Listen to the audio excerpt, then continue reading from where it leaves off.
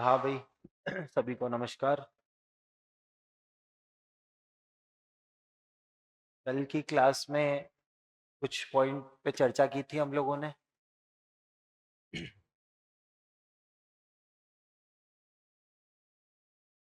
उसमें से अगर आप कुछ पूछना चाहते हो तो पूछ सकते हो।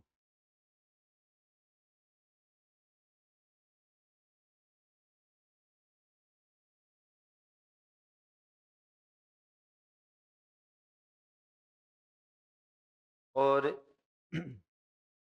एक टॉपिक जो मैंने आपको राजस्थान जीके में भी बताया था, राजस्थान का एकीकरण पढ़ा था आप लोगों ने, है ना। वैसे तो अपना काम सब्जेक्ट कॉमर्स पढ़ने का है, लेकिन जैसा कि मैंने पहले भी बताया कि हम साथ साथ एक एक टॉपिक पढ़ेंगे। मैं आपको टारगेट देता रहूंगा, आपको पढ़ना है उसको। पढ़ा आप लोगों ने? पढ़ा था? पढ़ो बेटा, है ना। क्योंकि जीके ऐसी चीज है कि उसको आपको बार बार पढ़ना पड़ेगा। चाहे आप कितना ही बड़े तुर्रमखा हो, कितना ही आपको याद रहता हो, सब्जेक्ट भले ही आपको कम टाइम में कवर हो जाएगा, लेकिन जीके को आपको जितनी बार पढ़ोगे उतना ही अच्छा है आपके लिए। तो फिर आप लोगों से रिक्वेस्ट कर देता हूँ कि राजस्थान का एकीकरण वाला टॉपिक, राजस्थान का एकीकरण, ये टॉपिक आप जहाँ से भी पेपर वन की पढ़ाई कर रहे हैं या तो वहाँ पढ़ाया होगा, नहीं भी पढ़ाया है तो आपके पास कोई भी गाइड या बुक होगी, वहां से राजस्थान का एकीकरण आपको पढ़ना है। हालांकि मैंने तुम्हें 5 दिन का बोला था, लेकिन मैं और टाइम आपको दे रहा हूँ, और अभी पढ़ लो, है ना। ताकि बस अपने चीजें स्ट्रांग होती जाए, है ना, हमारे बीच में चर्चा हो जाएगी तो चीजें थोड़ी स्ट्रांग हो जाएगी। तो ये टॉपिक अपना अलग से चल रहा है। बाकी अपन सब्जेक्ट में देखो कहाँ पहुंच गए थे। सेंट्रल टेंडेंसी वाला अपना टॉपिक चल रहा था, उसी को अपन आगे बढ़ा रहे हैं। मेजर्स ऑफ सेंट्रल टेंडेंसी, केंद्रीय प्रवृत्ति के माप। इसमें कल की क्लास में हम लोगों ने एएम की प्रॉपर्टीज पढ़ी थी, या एएम की खास बातें पढ़ी थी। वो हो गई थी अच्छे से, है ना। 3-4 बातें मैंने बताई थी कि पहली पॉइंट या पहला पॉइंट तो ये था कि अगर एएम से आप डेविएशन लेते हो और उनका सम लेते हो, सम मतलब टोटल करते हो, तो हमेशा कितना आता है? 0 आता है। दूसरी बात मैंने बताई थी कि चाहे एएम हो या सेंट्रल टेंडेंसी का कोई भी मेजर हो, एएम जीएम एचएम सबके बारे में बताया था कि इनमें से कोई सा भी हो, अगर सारी संख्याएं समान है तो एएम भी वही नंबर आ जाता है। और तीसरा पॉइंट इतना सा बताया था कि भाई सेंट्रल टेंडेंसी के हर एक मेजर के ऊपर चेंज इन ओरिजिन का भी फर्क पड़ता है और चेंज इन स्केल का भी फर्क पड़ता है। चेंज इन ओरिजिन का भी पड़ता है और चेंज इन स्केल का भी फर्क पड़ता है, और बराबर फर्क पड़ता है। ठीक है। अब आगे हम देखते हैं कि एएम इंडिविजुअल सीरीज में निकालना सीख लिया था।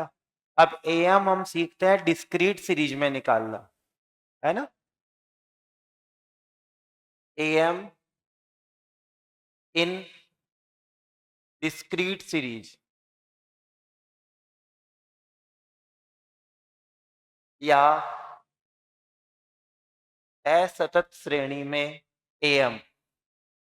डिस्क्रीट का मतलब क्या होता है? असतत श्रेणी में एएम निकालना। असतत श्रेणी में एएम निकालना। ठीक है। तो असतत श्रेणी में एएम कैसे निकालते हैं?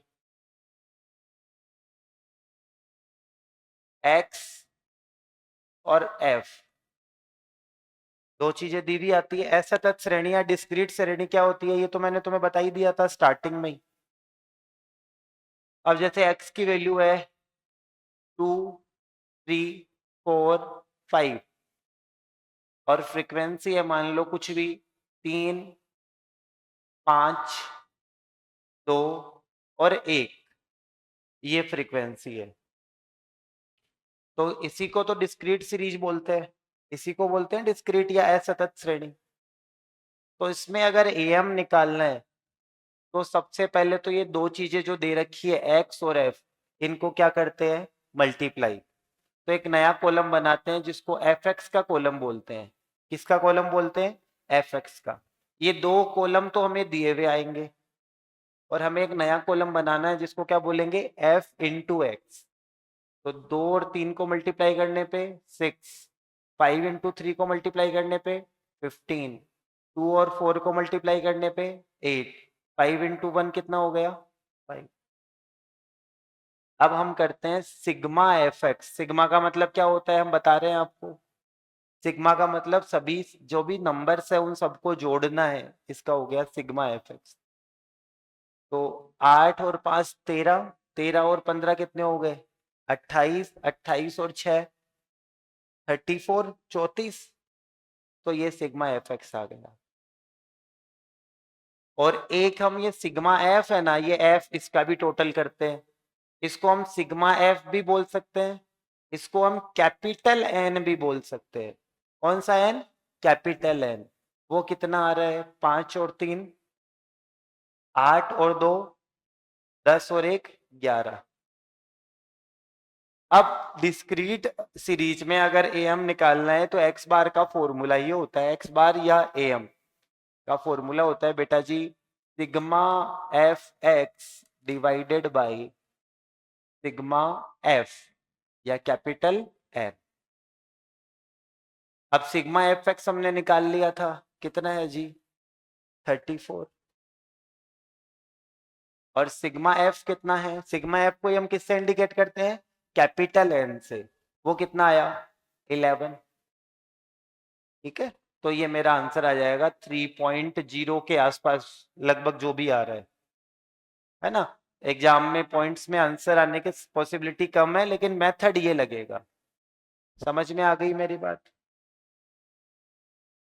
तो अगर डिस्क्रीट सीरीज में आता है एम निकालना तो एफ और एक्स को मल्टीप्लाई करते हैं और एफ एक्स बना लेते हैं, सिग्मा एफ एक्स।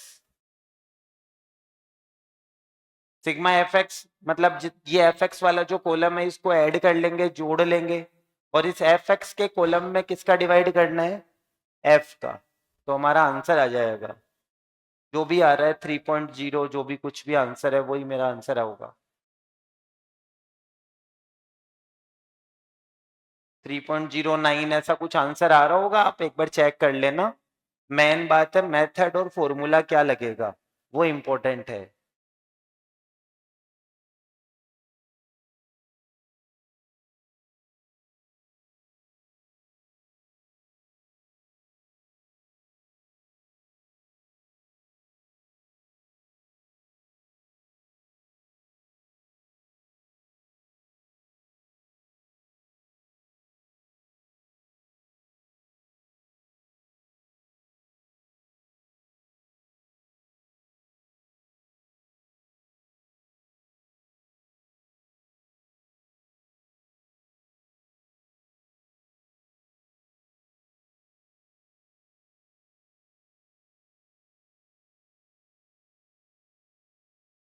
हो गया, समझ में आ गया सबको।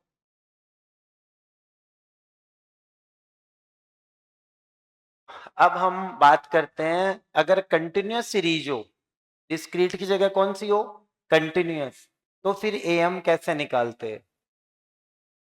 ठीक है,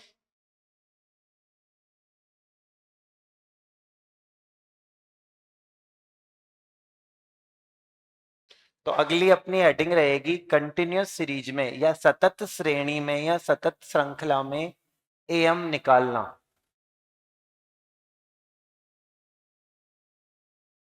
एम इन कंटिन्यूअस सीरीज या सतत श्रृंखला में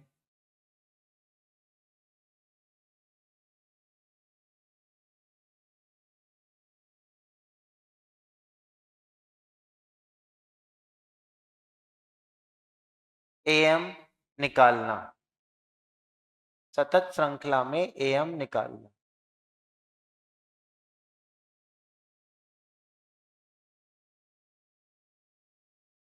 इसमें AM कैसे निकलता है और फॉर्मूला क्या होता है वो देखते हैं।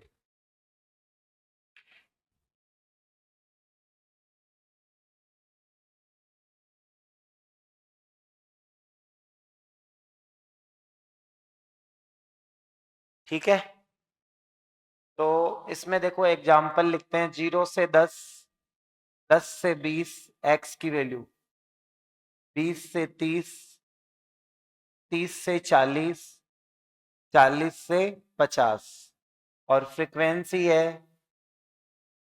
2, 4, 3, 1 और यहाँ पे लिख देते हैं हम लोग 5। चलो 5 नहीं लिखते हैं, 2 ही लिख देते हैं। ठीक है, तो आपको ये मैंने पहले ही बता दिया क्या था कि कंटिन्यूअस सीरीज कौन सी होती है, जिसमें क्या आते हैं, ये वर्ग आते हैं, है ना, ग्रुप आते हैं। कंटिन्यूअस सीरीज का मतलब है ग्रुप्ड डेटा। कौन से डेटा? ग्रुप्ड। जो ग्रुपिंग में आ रहे हैं वो कंटिन्यूअस हो गए। अब इसमें AM निकालना भी कोई हार्ड नहीं है, बहुत सरल है, लेकिन आपको आना चाहिए। इसमें AM निकालने के लिए हम लोग क्या करते हैं, इस X के ये जो ग्रुप्स है ना, इनकी मिड वैल्यू निकाल लेते हैं। मिड वैल्यू मतलब मध्यमान, है ना। तो X का मिड वैल्यू क्या निकालेंगे? मिड वैल्यू का मतलब होता है बीच का वैल्यू, मध्यमान। तो 0 और 10 के बीच की वैल्यू कितनी आएगी? 5। 10 और 20 के बीच की, 20 और 30 के बीच कितना? 35। और ये हो गया कितना? तो मिड वैल्यू निकाल ली। अब ये इधर वाले ग्रुप है ना, इनको तो भूल जाओ। और ये नया क्वेश्चन बन गया, फ्रीक्वेंसी तो ये है और X ये है। तो क्या ये वही क्वेश्चन नहीं बन गया क्या अभी अभी जो मैंने करवाया था? कौन से वाला? डिस्क्रीट वाला। तो आपको जो ग्रुप्स हैं उनको पहले किस में बदलना पड़ेगा? मिड वैल्यू निकालनी पड़ेगी। और मिड वैल्यू या मध्य मान निकालने के बाद ये F और X की वैल्यूज आ जाएगी। और फिर ये जो कंटिन्यूअस सीरीज का क्वेश्चन है, ये पिछली वाली सीरीज डिस्क्रीट में ही बदल जाएगा। सही बात है या नहीं? अब हम आगे क्या करेंगे बताओ? F और X को मल्टीप्लाई कर देंगे। तो F(x), 2 और 5 को मल्टीप्लाई करने पे 10, ये आ गया कितना? 60। ये कितना आएगा? 75। ये कितना आएगा? 35। ये कितना आएगा जी? 90। ओके, 90 आ गया। अब हम उसी तरीके से जो पिछले क्वेश्चन में किया, सिग्मा FX निकाल लेंगे। सिग्मा FX निकालते हैं तो कितना आता है? ये हो गया 70, 145, 150, 180 और कितना हो गया? 270। और सिग्मा FX आ गया तो सिग्मा F भी निकाल लेते हैं। सिग्मा F को ही क्या बोला जाता है भाई साहब? Capital N। तो कितना है ये? 2 और 1 3, 3 और 3 6 और 10 और ये कितना हो गया? 12। ठीक है, अब वही क्वेश्चन वही answer, AM equals to X bar equals to sigma FX upon sigma F या कैपिटल N। तो सिग्मा FX कितना आ जाएगा? 270। कैपिटल N कितना आ रहा है? 12। ये क्वेश्चन मैं बना रहा हूं मेरे मन से ही, इसलिए आंसर पॉइंटों में आ रहे हैं, है ना। तो हो सकता है आंसर एग्जाम में पॉइंटों में भी आ सकते हैं और सीधा सीधा सारे भी कट सकते हैं। तो इसको अपन काटते हैं, तो अगर 3 से काटते हैं तो 4 और ये 3 से काटते हैं तो 90, ये 45 और ये 2। अब कितना हो गया? ये शायद आंसर आ रहा होगा 22.5। 5। ये आंसर आ रहा होगा शायद, आप काट लो आराम से। कैलकुलेशन तो आपकी जिम्मेदारी है, मेथड इस तरीके से करेंगे, ये आपको ध्यान रखना है। केवल मिड वैल्यू निकालनी है और कुछ भी नहीं करना है।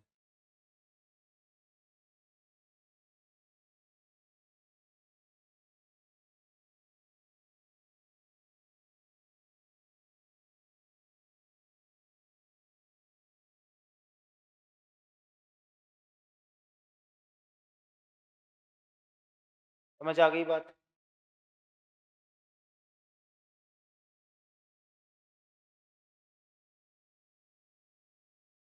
तो डिस्क्रीट और कंटिन्यूस में कोई बड़ा अंतर नहीं है, केवल डिस्क्रीट में तो हम सीधा f और x को मल्टीप्लाई कर देते हैं, लेकिन कंटिन्यूस में हम क्या करते हैं, पहले मिड वैल्यू निकाल के नया x बना लेते हैं, फिर fx से मल्टीप्लाई आपस में हो जाते हैं। हो गई ये बात? अब देखो एक बात और है, जो खास बात है इसको ध्यान से देखना आप लोग। इसको तो मैं यहां से हटा रहा हूं। देखो ग्रुप में डेटा दो तरीके से आ सकते हैं। एक क्वेश्चन तो ये है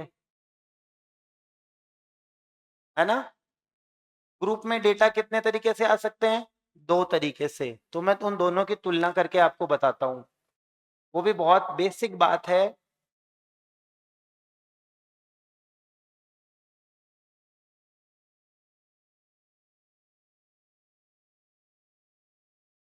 एक तो ऐसे आए, एक आ सकता है x 0 से लेके 9,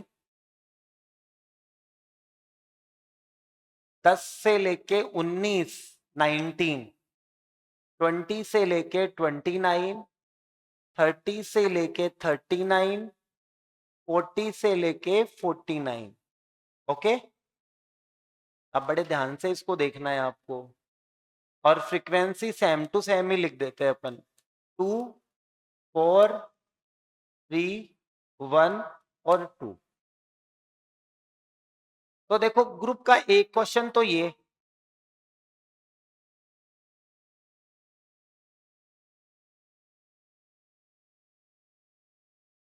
और एक ये, दोनों लगभग एक जैसे ही हैं, लेकिन देखो इनमें अगर आप इनको ध्यान से देखोगे तो इनमें डिफरेंस समझ में आएगा।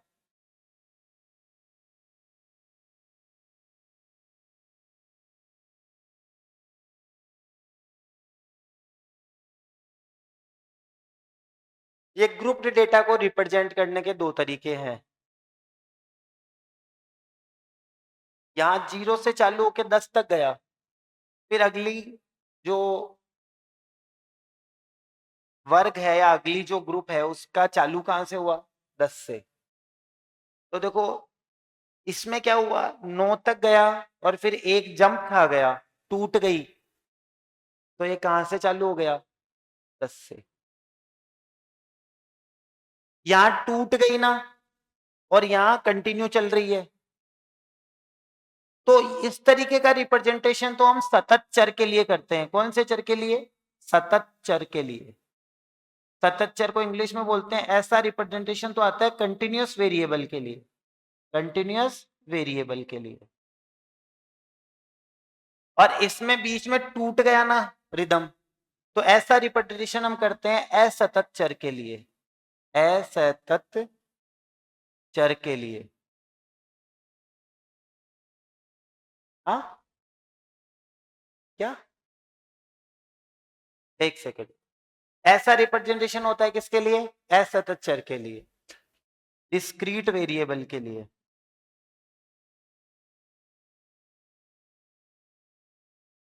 ध्यान से सुनना इस बात को, कोई छोटा मोटा थियरी का क्वेश्चन फंस सकता है यहां से एग्जाम में। वैसे ये भी ग्रुप्ड डेटा है और ये भी ग्रुप्ड डेटा है तो दोनों ही ग्रुप्ड डेटा। अरे ये भी तो ग्रुप है 0 से लेके 9, और ये भी ग्रुप्ड है, लेकिन दोनों में अंतर समझ आ गई बात। ये कंटिन्यूअस वेरिएबल के लिए शो होता है और ये डिस्क्रीट के लिए। अब ध्यान से देखना बातों को, ये केवल एएम में ही काम नहीं आएगी, जो बात मैं बताऊंगा अगले 10 15 20 मिनट में, ये मीन में भी काम आएगी, मोड में भी आएगी और मीडियन में भी आएगी, इसलिए आपको तसल्ली से देखना है। इस वाली सीरीज को जहां से खत्म, यहां देखो इसको क्लास बोलते हैं, पहली क्लास, दूसरी क्लास, तीसरी क्लास, चौथी क्लास, पांचवी क्लास। ये भी क्लासेज है, first, second, third, fourth, fifth. Class बोलूं चाहे वर्ग बोलूं चाहे वर्ग अंतराल बोलूं, ये क्लास है। एक क्लास, दो, तीन, चार, पांच। समझ आ गई बात? क्लास, इसके कुछ शब्द है वो ध्यान से देखते जाना। क्लास या वर्ग या ग्रुप, इसीलिए तो इसको ग्रुप्ड डेटा बोलते हैं। ग्रुप में जो डेटा है, कितने ग्रुप है इस क्वेश्चन में या इस टेबल में, दोनों में कितने ग्रुप है? इसमें भी 5 ग्रुप है और उसमें भी कितने ग्रुप है? 5। अब देखो ये सीरीज जहां से ये खत्म हुआ और यहां चालू हो गया, इसको तो बोलते हैं एक्सक्लूसिव सीरीज। क्या बोला जाता है? एक्सक्लूसिव सीरीज, है ना? हिंदी में इसको बोलते हैं अपवर्जी श्रृंखला। क्या बोलते हैं? अपवर्जी श्रृंखला। और ये होती है इंक्लूसिव सीरीज। इसको क्या बोलते हैं? Inclusive series. इंक्लूसिव को हिंदी में बोला जाता है समावेशी श्रृंखला।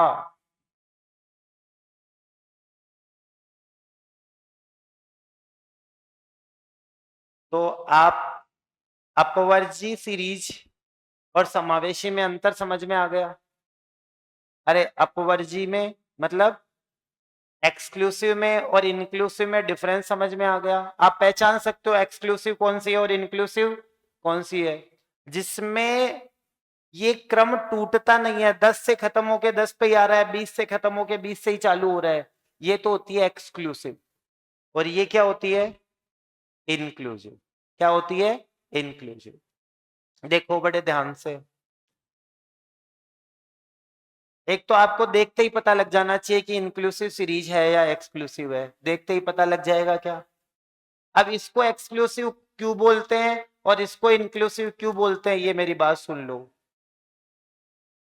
इसमें पहले ग्रुप में जो लास्ट वाली संख्या है,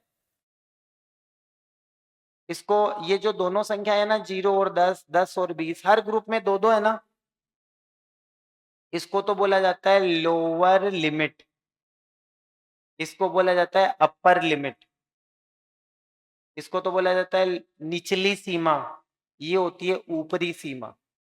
तो हर ग्रुप की एक एक लिमिट, मतलब एक तो अपर लिमिट होती है और एक लोअर लिमिट होती है। अगर मैं एक्सक्लूसिव सीरीज की डेफिनेशन दूं, परिभाषा दूं, होती क्या है वो तो हम देख के बता देंगे अब, लेकिन इसकी परिभाषा क्या होती है, डेफिनेशन क्या होती है? तो डेफिनेशन ये होती है, ऐसी सीरीज या ऐसी श्रृंखला जिसमें किसी भी क्लास की ऊपरी सीमा मतलब अपर लिमिट, और उससे अगली क्लास की निचली सीमा बराबर है, तो उसको क्या बोला जाता है? Exclusive series.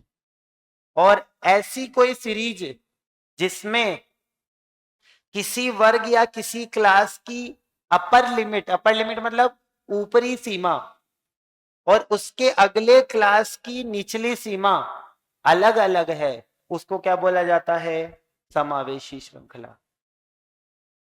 ठीक है, अगर मैं इंग्लिश में बोलूं तो ये बात बोलूंगा कि if in A series the upper limit of a class and the lower limit of the next class are equal, then this series is called exclusive series. And inclusive में बोलूंगा तो क्या? If in a class या in a group the upper limit of a group does not equal to the lower limit of the next group, then this series is called inclusive series. समझ में आ गई बात? अब देखो इसको exclusive क्यों बोलते हैं, इसको इंक्लूसिव क्यों बोलते हैं, ये भी सुन लो। ये जो 0 से 10 है, ये कौन सी लिमिट है? 10 अपर लिमिट। और ये 0 कौन सी लिमिट है? Lower limit. या इसको लोअर क्लास लिमिट, इसको बोलते हैं अपर क्लास लिमिट। ये 10 लोअर क्लास लिमिट, ये अपर क्लास लिमिट। ये लोअर क्लास लिमिट, ये अपर क्लास लिमिट। ये लोअर क्लास लिमिट, ये अपर क्लास लिमिट। ये लोअर क्लास लिमिट, ये अपर क्लास। हर एक क्लास की एक अपर लिमिट होती है और एक लोअर लिमिट होती है। देखो, एक्सक्लूसिव सीरीज वो सीरीज होती है जिसमें किसी भी क्लास में या किसी भी ग्रुप में उसकी अपर लिमिट को एक्सक्लूड किया जाता है। क्या किया जाता है? एक्सक्लूड। जैसे ये 10 यहां भी आ रहा है और यहां भी आ रहा है, लेकिन ये 10 जो है ना, पहले ग्रुप में नहीं माना जाएगा। पहले ग्रुप से इसको क्या कर दिया गया है? एक्सक्लूड, बाहर कर दिया गया है। दिखने में तो 10 यहां दिख रहा है, लेकिन इसकी गिनती यहां नहीं होके कहां होगी? यहां। इसीलिए इसको क्या बोला जाता है? Exclusive series. और इस सीरीज में अपर लिमिट कितनी है? 9। भाई पहले ग्रुप की अपर लिमिट कितनी है? 9। तो वो 9 यहां गिनोगे या यहां गिनोगे? उसी में गिन लोगे, क्योंकि आया ही यहां है। तो इसीलिए इसको बोला जाता है इंक्लूसिव सीरीज। तो ऐसा सीरीज या ऐसा ग्रुप जिसमें अपर लिमिट को उस क्लास में शामिल नहीं करके उस क्लास से क्या कर दिया जाता है? एक्सक्लूड। और उससे अगली क्लास में शामिल किया जाता है, उसको तो क्या बोला जाता है? Exclusive series. जैसे ये 20 यहां भी है और यहां भी, तो 20 को दूसरे ग्रुप में शामिल करोगे या तीसरे में?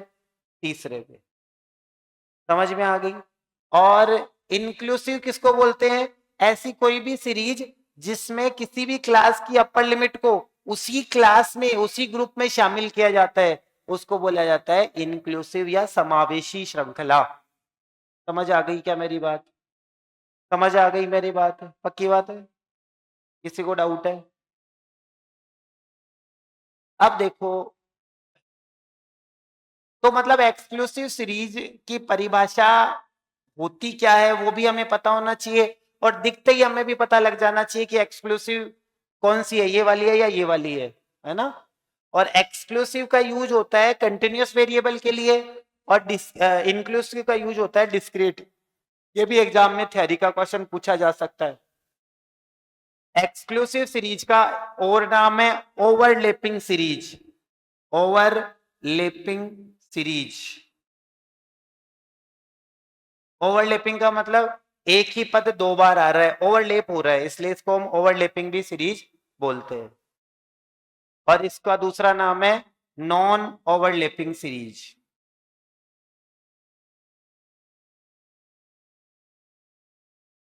inclusive series is used for discrete variable and exclusive series is used for continuous variable।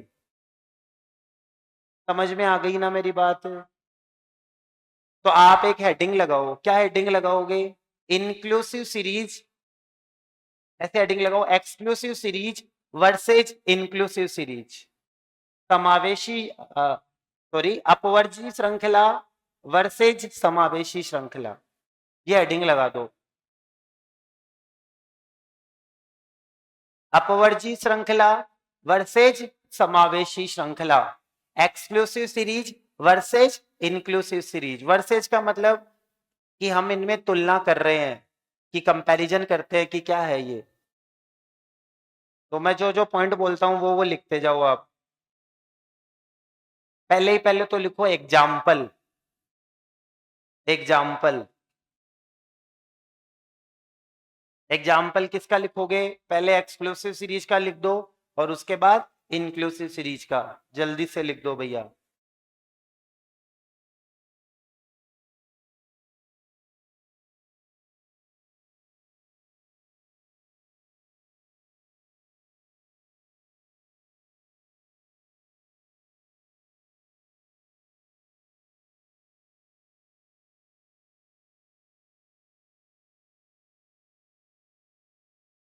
पहले एग्जाम्पल लिख देंगे एक्सक्लूसिव, जिसको बोलते हैं अपवर्जी श्रृंखला, और फिर लिखेंगे इंक्लूसिव, जिसको बोलते हैं समावेशी श्रृंखला।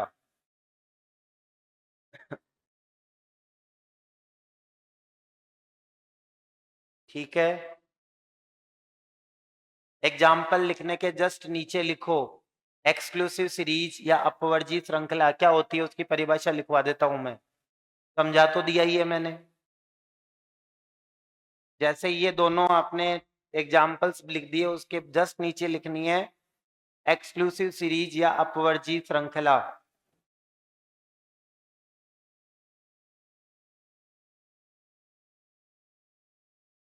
ठीक है, इसमें लिखो आप। पहले हिंदी में बोल दूंगा, फिर इंग्लिश में लिखना चाहो तो इंग्लिश में भी बोल दूंगा।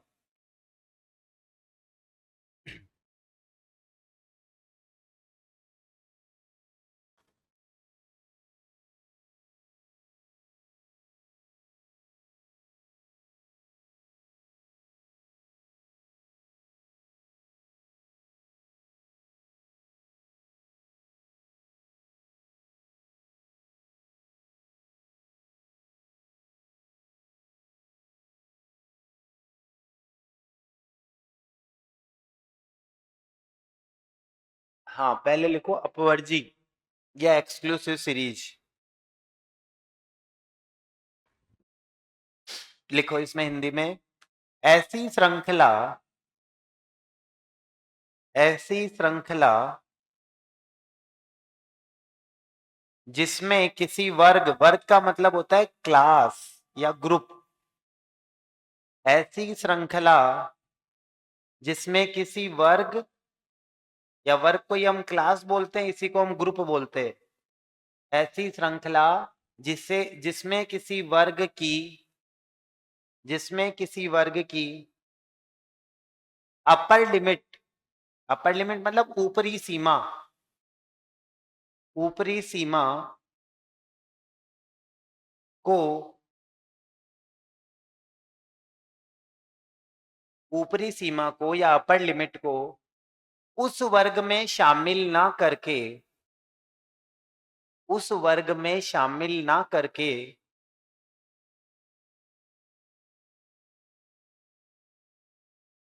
उस वर्ग में शामिल ना करके उससे अगले वर्ग में या उससे अगले ग्रुप में, उससे अगले वर्ग में शामिल किया जाता है, शामिल किया जाता है। उसी श्रृंखला को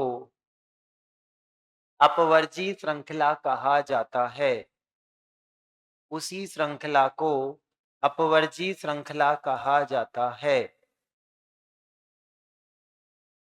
इंग्लिश में बोलता हूं, exclusive series, in exclusive series the upper class limit of a group does not included in that group, does not included in that group, it is included in the next group। उसी को क्या बोला जाता है, exclusive series.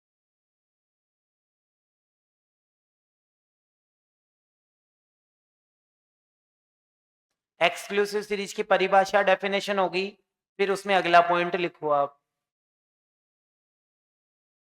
Exclusive series is also called overlapping series.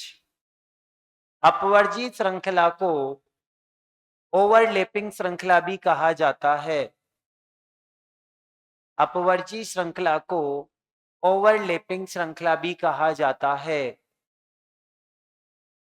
Exclusive series is also called overlapping series.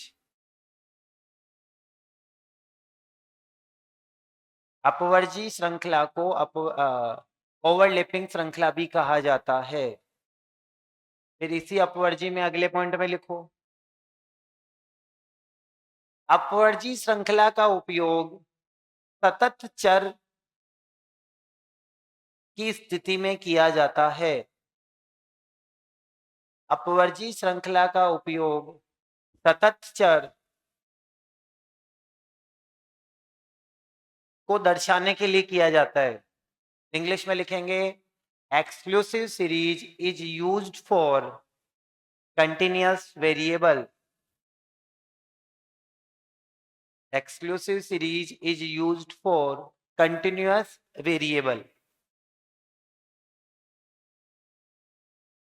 समझ आ गई बात? उसके बाद आप लिखो इंक्लूसिव सीरीज की परिभाषा। एक्सक्लूसिव सीरीज के 3 पॉइंट्स हो गए, है ना? अब इंक्लूसिव सीरीज या समावेशी श्रृंखला, समावेशी श्रृंखला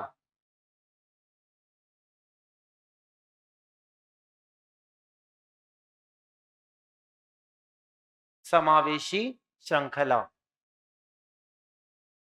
इसमें आप हिंदी में लिखो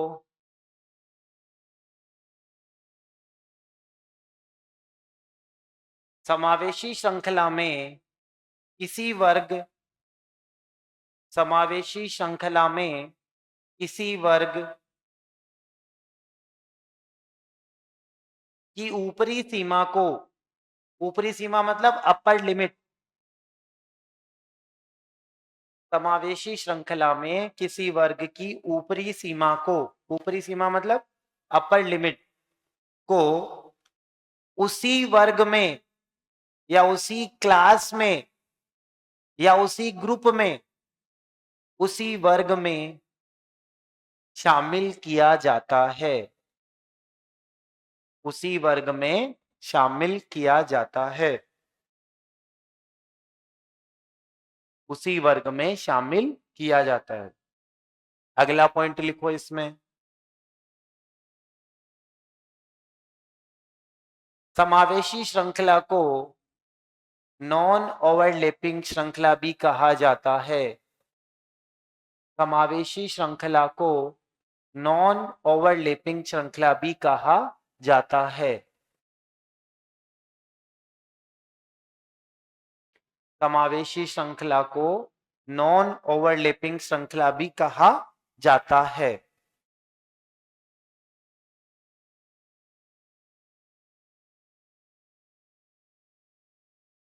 अगला पॉइंट लिखोगे, समावेशी श्रृंखला का उपयोग असतत चर को दर्शाने के लिए किया जाता है।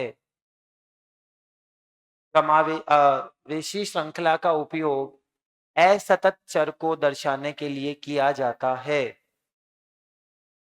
The inclusive series is used for discrete variable. The inclusive series is used for discrete variable. The inclusive series is used for discrete variable. The inclusive series is used for discrete variable. समझ आ गई बात? दोनों श्रृंखलाओं में अंतर भी पता लग गया। अब देखो यहाँ पे और भी आगे बात है, और आगे की बात करूं उससे पहले मैं दो छोटे छोटे शब्दों के बारे में या वर्ड्स के बारे में आपको बता दूं। एक तो होता है कंटिन्यूअस वेरिएबल,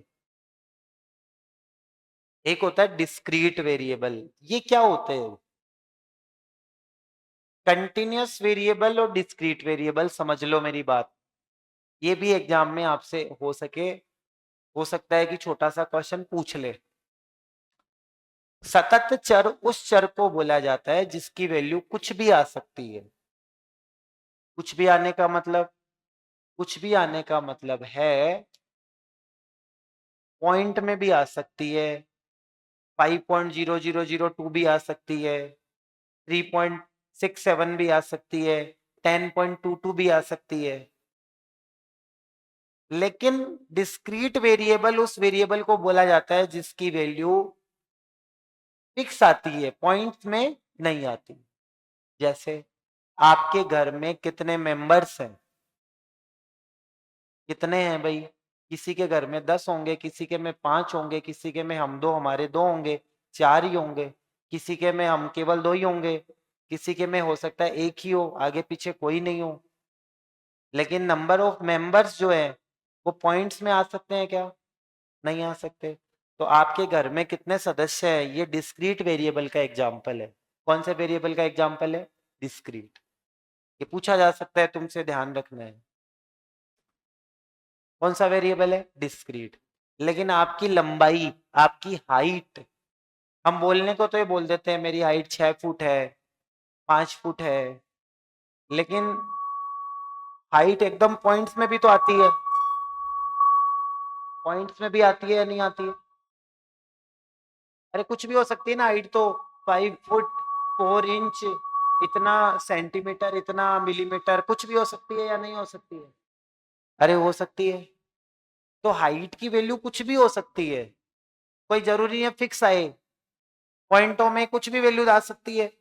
तो जैसे आपकी लंबाई है, आपका वजन है, और वजन को, वैसे तो मैं बोल दूंगा कि मेरा वजन 75 kg है, लेकिन क्या फिक्स 75 है? 75 kg, इतना ग्राम, इतना मिलीग्राम, उसको एकदम छोटे छोटे पॉइंट्स में लिखा जा सकता है, नहीं लिखा जा सकता? तो वो है कंटिन्यूअस वेरिएबल। समझ गए मेरी बात? मेरे हाथ में कितनी फिंगर्स हैं? 4 है, या भाई मैं इसको भी फिंगर ही मान लूं तो 5 है, फिक्स वैल्यू है। तो ये एग्जाम्पल है किसका? डिस्क्रीट वेरिएबल का। क्या?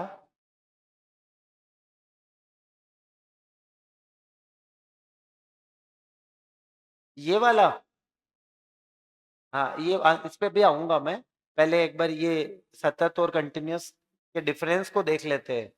इनका ये क्वेश्चन है कि भाई ऐसा क्वेश्चन आ जाएगा तो फिर हम कैसे करेंगे, एम कैसे निकालेंगे, है ना? इसीलिए तो ये आपको बताया है। अब इसका, ये जो थ्योरी की बातें करने के बाद हम इसका वही करेंगे कि इसका क्वेश्चन आएगा तो फिर हम इसको कैसे मिड वैल्यू निकालेंगे। तो देखो, सतत चर ऐसा चर होता है जिसकी कोई भी वैल्यू हो सकती है, एनी वैल्यू, कुछ भी वैल्यू आ जाए। ऐसा चर जिसकी वैल्यू कुछ भी आ सकती है, और इसकी वैल्यू कुछ भी नहीं आएगी, इसकी वैल्यू फिक्स आएगी। फिक्स मतलब पॉइंट्स में नहीं आएगी। जैसे एक फूल में कितनी पत्तियां होती है, तो चाहे कितना ही बड़ा फूल हो, 5 पत्तियां होंगी या 10 होंगी, अभी फिक्स है ना वैल्यू, पॉइंट्स में थोड़ी होगी पत्तियां। तो वो डिस्क्रीट वेरिएबल है। समझ गए बात को? और आपकी हाइट, आपका वेट, ये कौन सा वेरिएबल है? कंटिन्यूअस वेरिएबल है। तो अगर आपसे एग्जाम में पूछ ले कि निम्नलिखित में से सतत चर का उदाहरण कौन सा नहीं है, तो 3 तो किसके आएंगे? कंटिन्यूअस के, और एक किसका आ जाएगा? डिस्क्रीट का। पहचानोगे कैसे? पहचानने का यही तरीका है कि अगर वैल्यूज, ऐसा कोई चर है जिसकी कोई भी वैल्यू आ सकती हो, तो वो होगा कंटिन्यूअस। और जिसकी वैल्यू केवल फिक्स ही आ सकती हो, 10, 5, 15, 20, 5 लाख, 2 लाख, वो क्या होगा? डिस्क्रीट। समझ आ गई बात? जैसे मेरे घर पे कितने नोट पड़े हैं, तो चाहे मैं बहुत गरीब आदमी हूं चाहे बहुत अमीर आदमी हूं, लेकिन नोटों की संख्या निश्चित ही होगी या पॉइंटों में भी आ जाएगी? निश्चित होगी ना। Number of notes in a house. समझ गए बात? तो 5 नोट होंगे, 50 होंगे, 5 लाख होंगे, कितने भी हो, लेकिन कौन सा वेरिएबल होगा? वो डिस्क्रीट होगा या कंटिन्यूअस होगा? कौन सा होगा? डिस्क्रीट। वेट, हाइट, ये सब कौन से हैं? कंटिन्यूअस। तो आप ये बात भी लिख लो। सतत चर या कंटिन्यूअस वेरिएबल क्या होता है? सतत चर या कंटिन्यूअस वेरिएबल किसको बोलते हैं?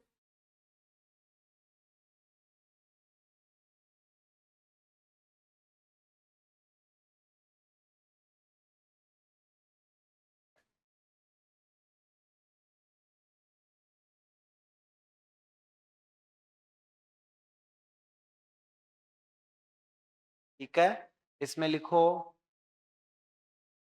ऐसा चर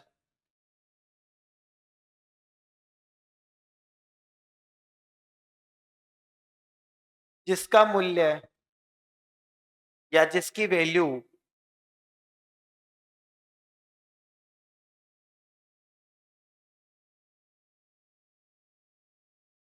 कुछ भी, कुछ भी आ सकती है, ये देसी भाषा है, बुक की भाषा नहीं है ना, समझने के लिए।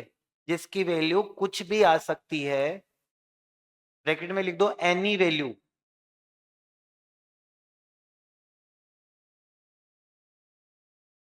इसमें लिखो आगे, मतलब पॉइंट्स में भी वैल्यू आ सकती है, मतलब पॉइंट्स में भी वैल्यू आ सकती है।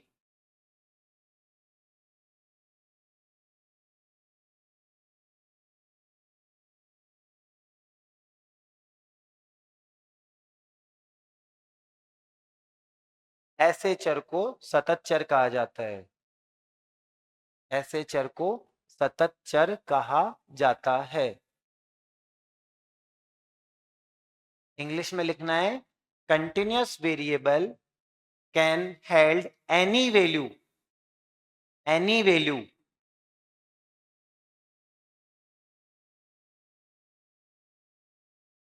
ठीक है, कोई भी वैल्यू हो सकती है उसकी। फॉर एग्जाम्पल, कंटिन्यूअस वेरिएबल के एग्जाम्पल है हाइट, हाइट मतलब लंबाई, वेट। ये मुख्य रूप से कंटिन्यूअस वेरिएबल के एग्जाम्पल है। लिमिट नहीं है एग्जाम्पल्स की, कितने भी हो सकते हैं, मेन बात है समझना है अपने को। लंबाई पॉइंटों में आ सकती है क्या? हाँ। वेट भी आपका पॉइंटों में आ सकता है क्या? हाँ। समझ गए मेरी बात? समझ गए? तो ये कौन सा आएगा? Continuous variable. ऐसे ही आगे लिखो, डिस्क्रीट वेरिएबल, असतत चर। डिस्क्रीट वेरिएबल क्या होता है?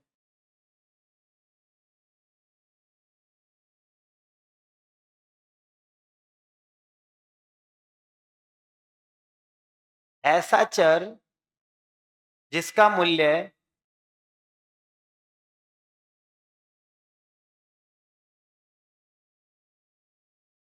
जिसका मूल्य पॉइंट्स में नहीं आता, जिसका मूल्य पॉइंट्स में नहीं आता।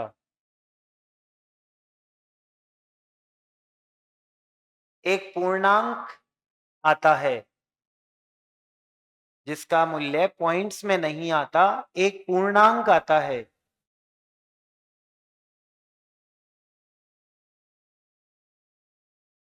ऐसे चर को डिस्क्रीट वेरिएबल बोला जाता है। ऐसे चर को डिस्क्रीट वेरिएबल या असतत चर बोला जाता है।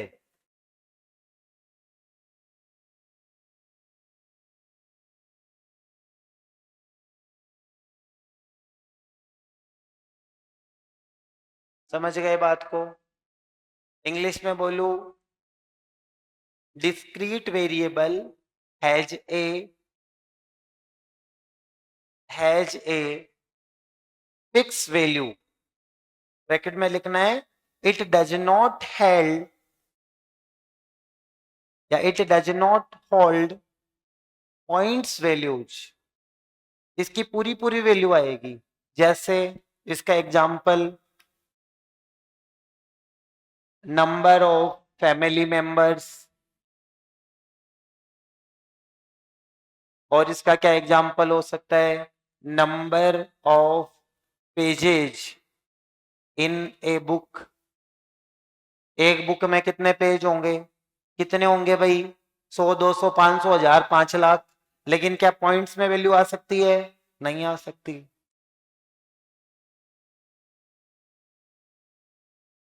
Number of runs in A cricket match. बताओ, क्या पॉइंट्स में वैल्यू आ सकती है? नहीं आ सकती। तो ऐसे चर को कौन सा चर बोला जाता है? डिस्क्रीट। कंटिन्यूअस की वैल्यू पूरी पूरी भी आ सकती है और पॉइंट्स में भी आ सकती है। जैसे मान लो मेरी हाइट पूरी पूरी 6 फुट है, तो भी कौन सा है? कंटिन्यूअस है। लेकिन किसी और की हाइट 6.0005 फुट भी तो हो सकती है। समझ गए क्या मेरी बात?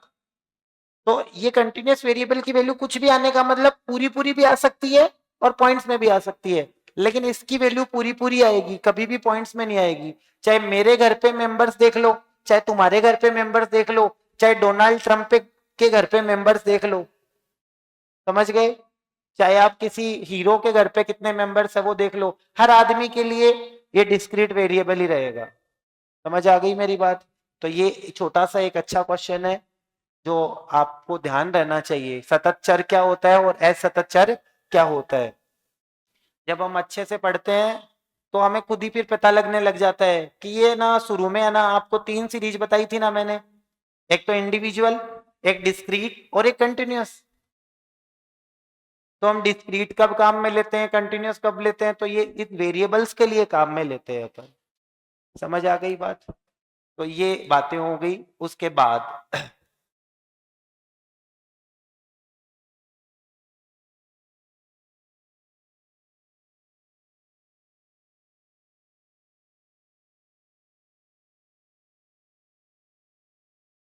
हमें एक्सक्लूसिव सीरीज का भी पता लग गया, इंक्लूसिव का भी पता लग गया, दोनों में अंतर क्या होता है ये भी पता लग गया।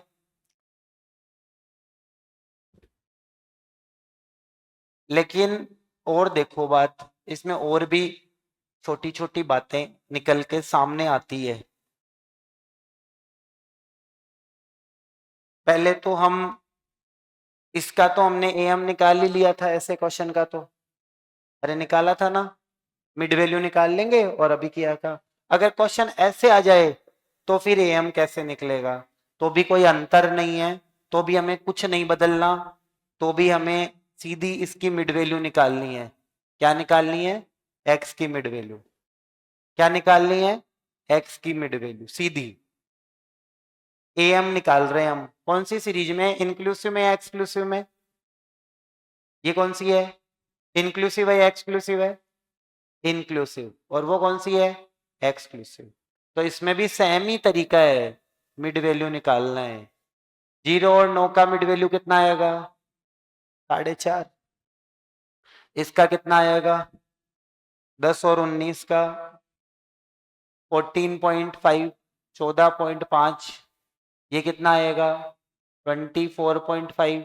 यही आएगा क्या? कुछ और तो नहीं आ जाएगा? देख लेना। ये कितना आएगा? 34.5। और ये आएगा 44.5। ठीक है, सही बोल रहा हूं? अब बचा हुआ वही तरीका है, क्या? एफ एक्स निकाल लो, कोई भी अंतर नहीं है एम निकालने में। जब मीडियन और मोड निकालूंगा ना तब अंतर आएगा बेटा जी, ये देख लेना। एम तो जैसा एक्सक्लूसिव में जिस तरीके से निकलता है वैसा का वैसा ही इंक्लूसिव में भी वही तरीका है। तो मिड वैल्यू निकाल ली, 4.5 को 2 से मल्टीप्लाई करने पे 9, इसको मल्टीप्लाई करोगे तो कितना आएगा?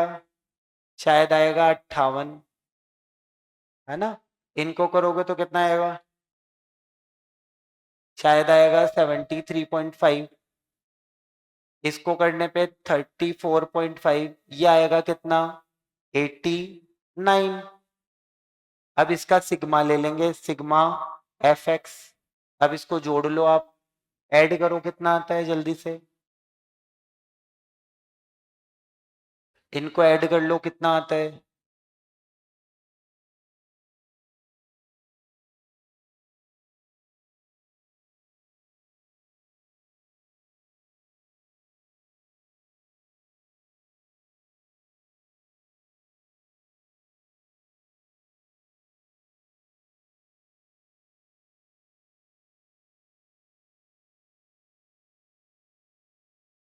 खुद से ऐड करिए भैया।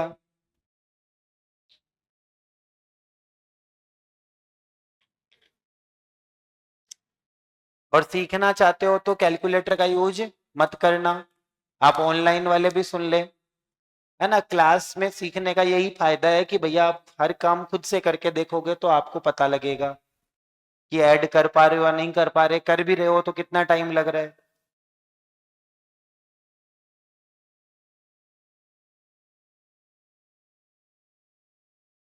और कई बच्चों को ये पता लगेगा कि ऐड करने में भी मुझे बढ़िया टाइम लग रहा है, जब वो करेंगे ना तो खुद ही पता लग जाएगा उनको।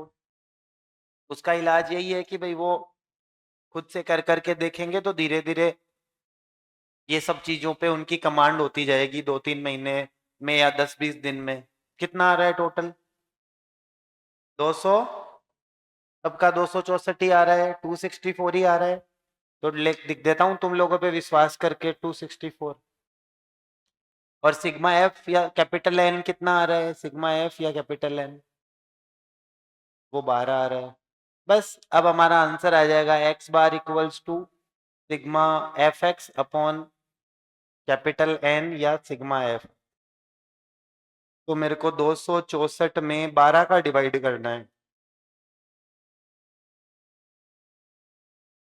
6 से काटता हूं 2 बार, ये लो कितना आंसर आ गया? 22 आ रहा है। आंसर आ गया 22। यही आ रहा है क्या? देख लें आप। तो इसमें भी हमें मिड वैल्यू ही लेनी है। अगर हमें एम निकालना है, चाहे क्वेश्चन एक्सक्लूसिव का है चाहे इंक्लूसिव का है, दोनों में ही हमें क्या लेनी रहेगी? Mid value. दोनों में ही हमें मिड वैल्यू लेनी रहती है, और वही एफ एक्स वाला ही तरीका है।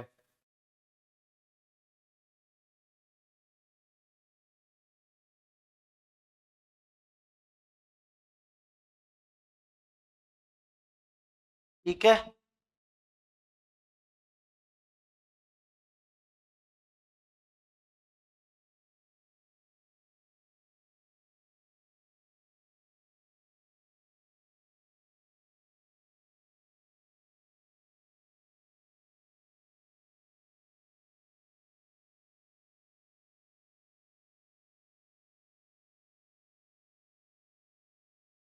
समझ आ गई बात?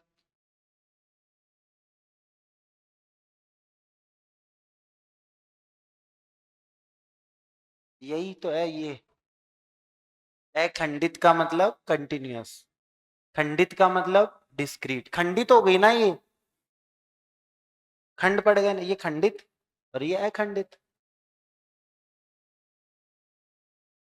खंडित मतलब असतत, जो लगातार नहीं है वही खंडित है।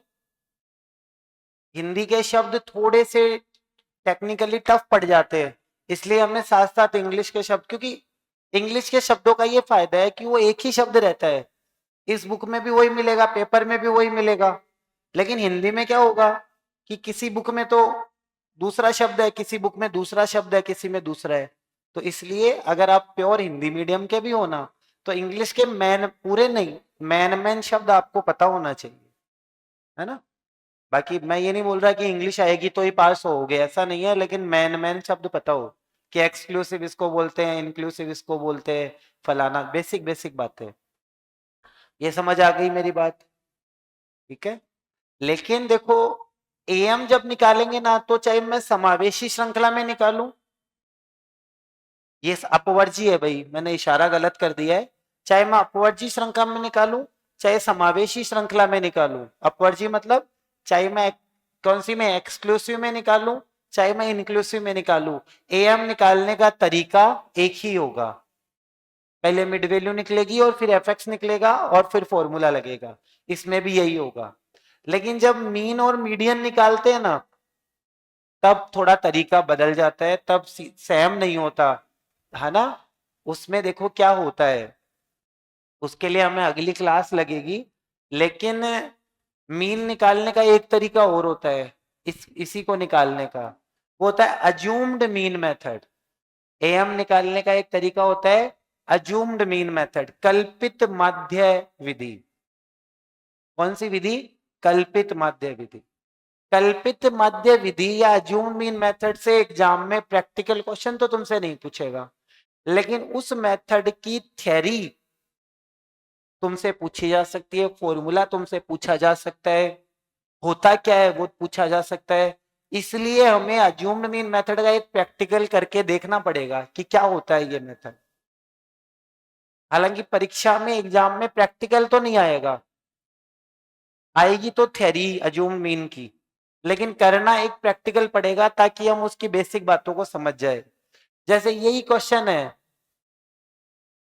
इसको मैंने सिंपल तरीके से भी सोल्व किया, इसी को ही मैं अज्यूम मीन मेथड से भी सोल्व करूंगा। तो मैं अज्यूम मीन मेथड से इसको सोल्व करूंगा तो भी आंसर वही आएगा जो पहले आया था। या इसको सोल्व करूंगा तो भी आंसर वही आएगा, जो जैसे ये 22 आ रहा है ना 22, तो इसमें भी वही आएगा अज्यूम मीन मेथड में भी। समझ गए क्या बात को? लेकिन उसका तरीका अलग होगा, उसका तरीका ये नहीं होगा। तो कल अपनी क्लास हम यहीं से चालू करेंगे, यही क्वेश्चन लेंगे। तुम्हें आते ही मैं यही क्वेश्चन पूछूंगा, देख लूंगा तुम्हारे नोटबुक में, क्योंकि मैंने तो क्वेश्चन बनाया है, तो हो सकता है मैं कोई एक आधा पॉइंट भूल जाऊं। लेकिन हम इसी क्वेश्चन को अज्यूम्ड मीन मेथड से भी सोल्व करेंगे, जिसको हिंदी में बोलते हैं कल्पित माध्य विधि। तो अपना अगला टॉपिक जो है वो यही रहेगा।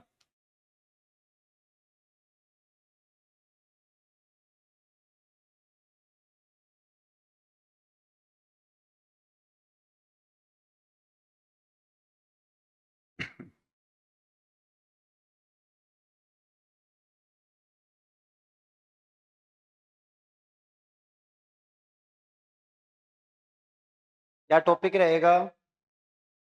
M by assumed mean method. या आप हेडिंग लगा देंगे, कल्पित माध्य विधि द्वारा एम, एम मतलब समांतर माध्य ज्ञात करना। ये अपना अगली क्लास का शुरुआत, स्टार्टिंग हम यहीं से करेंगे। कल्पित माध्य विधि द्वारा एम ज्ञात करना, अज्यूम्ड मीन मेथड द्वारा एम ज्ञात करना।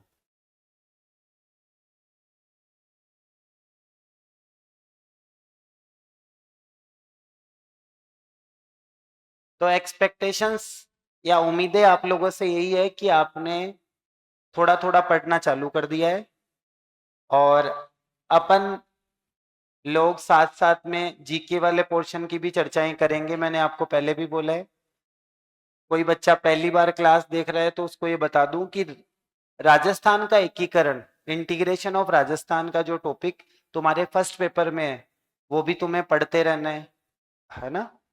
और उसके ऊपर हम जैसे ही मुझे उचित लगेगा, 2-4 दिन में, एक दिन में, 2 दिन में, आप सब उसको थोड़ा बहुत देख लो, तो हम उसके ऊपर चर्चाएं करेंगे। उससे क्या क्वेश्चंस बन सकते हैं, उसकी क्या भूमिका है उस टॉपिक की, मैं थोड़ा सा तुम्हें गाइड करने की कोशिश करूंगा। हालांकि वो टॉपिक तुम्हें पेपर 1 में पढ़ाया जाएगा, जहां से भी तुमने कोर्स लिया है, मेरी वो जिम्मेदारी नहीं है। लेकिन बस इतना ही है कि भाई अपन फर्स्ट पेपर का भी थोड़ा थोड़ा डिस्कशन करते रहेंगे सेकंड पेपर के साथ, तो कंपैरेटिवली हम दूसरी जगहों से अच्छा रिजल्ट अचीव कर पाएंगे, है ना। अभी तक कुछ पढ़ाया हो उसमें समझ नहीं आया हो या कुछ दिक्कत हो तो आप पूछ सकते हैं, है ना। नंबर मैंने तुम्हें पहले भी बताए, फिर बता रहा हूँ।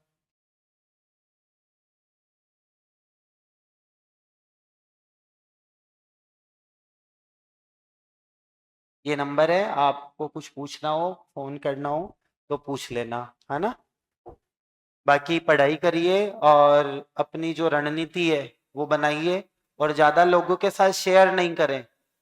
मैं इसको भी बता रहा हूँ, उसको भी बता रहा हूँ, उससे भी पूछ रहा हूँ, इससे भी पूछ रहा हूँ। इससे अपनी जो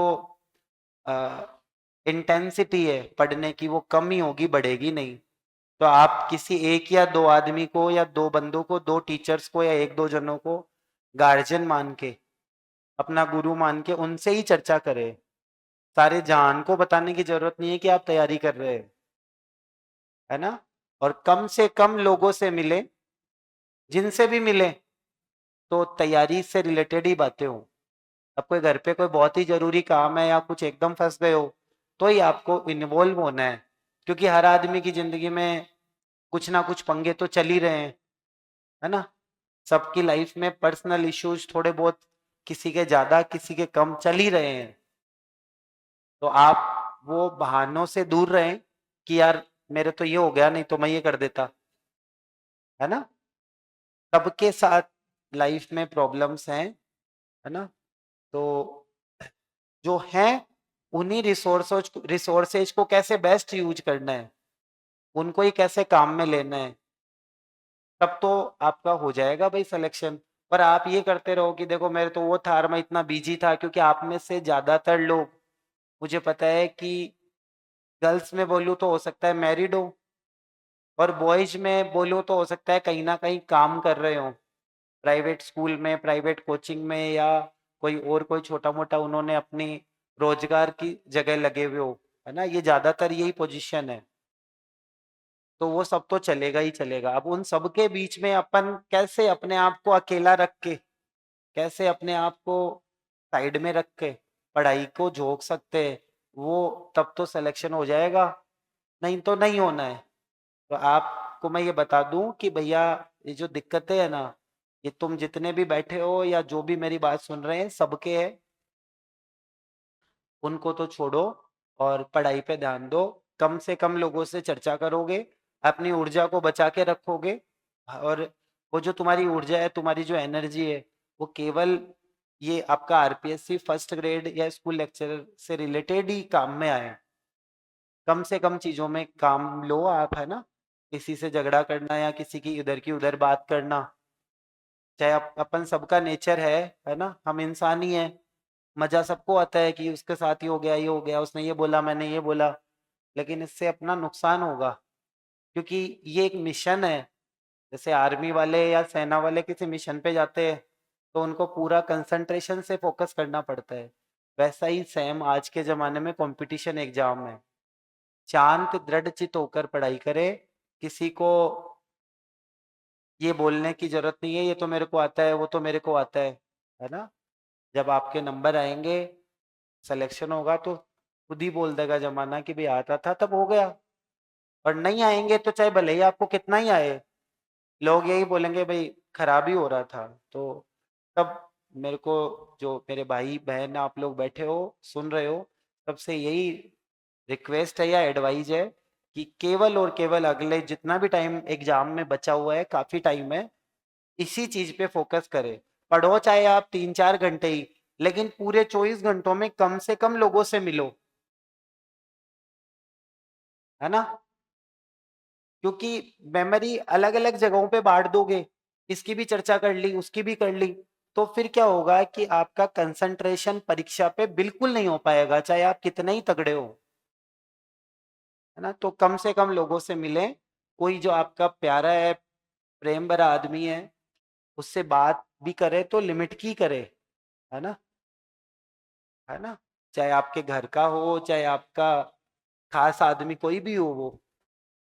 और बात ज्यादा भी करते हैं तो इससे रिलेटेड ही करें कि भाई मैं ये पढ़ रहा हूँ, मेरा इतना बाकी है, मैं यहाँ तक पहुंच गया हूँ, और मेरा इतना ऑब्जेक्टिव है, इस टाइम पे मेरे को ये करना था, मैंने कर लिया है, तब तो हो जाएगा। पर आपने अपनी ऊर्जाओं को, जो आपकी एनर्जी है, उसको बांट दिया मल्टीपल जगहों पे, तो फंसोगे, है ना। और कुछ जगह इंपॉर्टेंट है, तो वहाँ थोड़ा बहुत तो टाइम देखो आपको देना ही पड़ेगा, क्योंकि हम सब सामाजिक प्राणी हैं।